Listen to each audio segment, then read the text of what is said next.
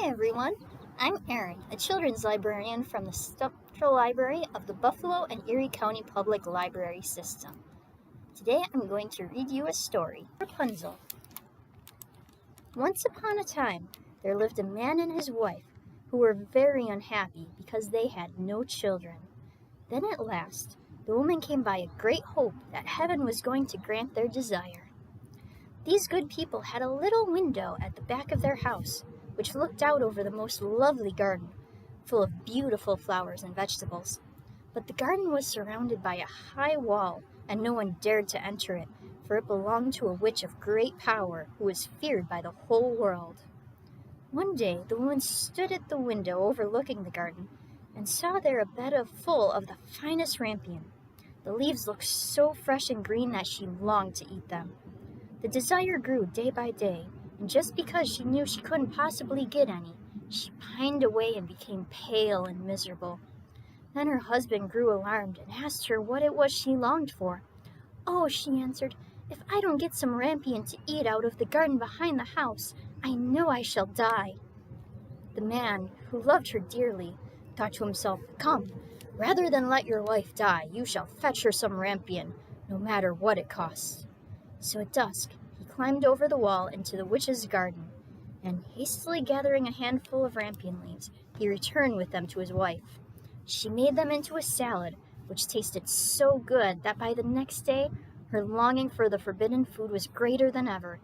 If she were to know any peace of mind, there was nothing for it but that her husband should climb over the garden wall again and fetch her some more.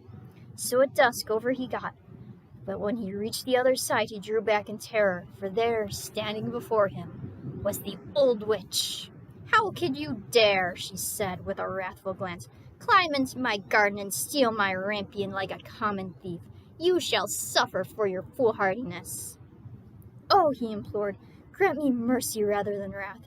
What I have done I had to do. My wife saw your rampion from her window, and conceived such a desire for it that she would certainly have died if she had not got some to eat."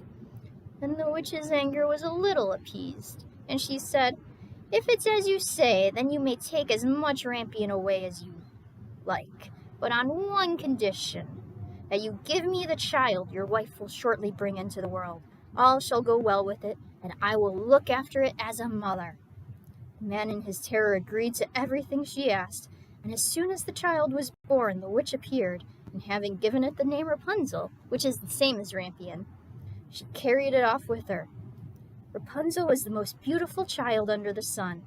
When she was 12 years old, the witch shut her up in a tower in the middle of a great wood, and the tower had neither stairs nor doors, only high up at the very top a small window.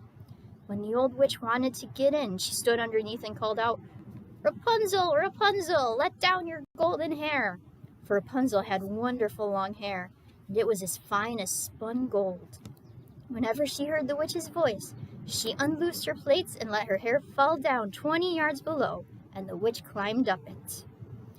After they had lived like this for a few years, it happened one day that a prince was riding through the woods and passed by the tower. As he drew near it, he heard someone singing so sweetly that he stood still, spellbound, and listened. It was Rapunzel, in her loneliness, trying to while away the time by letting her sweet voice ring out into the wood. The prince longed to see the owner of the voice, and sought for a door to the tower, but none was to be found. He rode home, but was so haunted by the song that he heard that he listened every day to the wood and listened. One day, when he was standing thus behind a tree, he saw the old witch approach, and heard her cry out, "Rapunzel, Rapunzel, let down your golden hair." Then Rapunzel let down her plaits, and the witch climbed up by them. "So that's the staircase, is it?" said the prince, "and I too will climb it and try my luck." So the following day, at dusk, he went to the front of the tower and cried, "Rapunzel, Rapunzel, let down your golden hair." And as soon as she had let it down, the prince climbed up. At first, Rapunzel was terrified when a man came in, for she had never seen one before, but the prince spoke to her so kindly, and told her at once that his heart had been so touched by her singing that he felt he should know no peace of mind till he had seen her. So Rapunzel forgot her fear, And when he asked her to have him for husband, she saw that he was young and handsome, and she said to herself, "I'll certainly be happier with him than with the old witch." So she put her hand in his and said, "Yes, I will gladly go with you. Only how am I to get down out of the tower?" "Every time you come to see me, you must bring a skein of silk with you, and I will make a ladder of them, and when it is finished, I will climb down by it, and you can take me away on your horse." And they arranged that, till the ladder was ready, he was to come see her every evening, because the old woman was with her during the day. The old witch, of course, knew nothing of what was going on, till one day Rapunzel, not thinking of what she was about, turned to the witch and said, "How is it, good mother, that you are so much harder to pull up than the prince? He is always with me in a few seconds." "Oh, you wicked child," said the witch, "what is this that I hear? I thought I had hidden you safely from the whole world, and in spite of it you have managed to deceive me."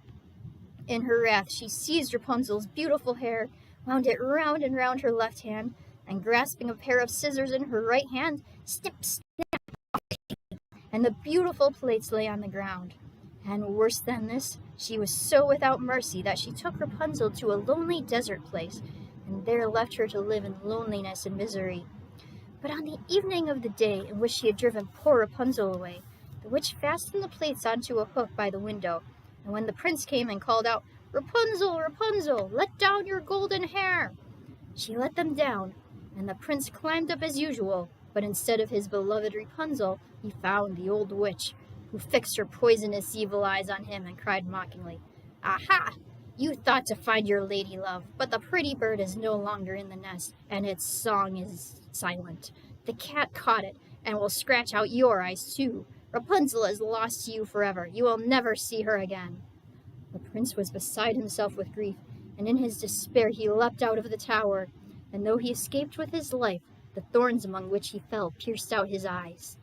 Then he wandered, blind and miserable, through the wood, eating nothing but roots and berries, and weeping and lamenting the loss of his lovely bride. Thus he wandered for year upon year, as wretched and unhappy as he could be, until at last he came to the desert place where Rapunzel was living. Of a sudden he heard a voice which seemed strangely familiar to him. He walked eagerly in the direction of the sound, and when he was quite close, Rapunzel saw and recognized him, and fell on his neck and wept. But as she did so, 2 of her tears touched his eyes, and in a moment they became quite clear again, and he could see as well as he had ever done. Then he led her to his kingdom, where they were received with great joy, and where they lived happily ever after. The end. Thank you for joining me, everyone. Hope you enjoyed that.